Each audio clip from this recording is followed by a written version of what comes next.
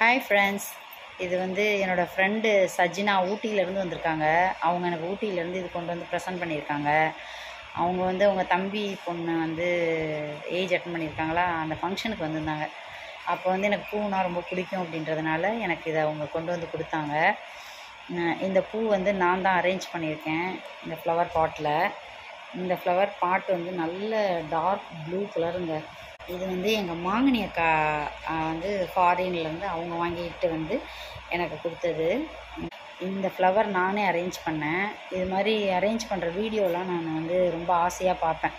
அதில் வந்து பார்த்திங்கன்னா அப்படியே லேயர் லேயராக அடுக்குவாங்க. அப்படியே ஃபுல்லாக கொத்தா மேலே மட்டும் பூ இருக்க மாதிரி, கீழே வந்து தண்டு தெரிகிற மாதிரி, அந்த மாதிரி அரேஞ்ச் பண்ணிங்கன்னா அது பார்க்கறதுக்கு அசிங்கமாக இருக்கும்.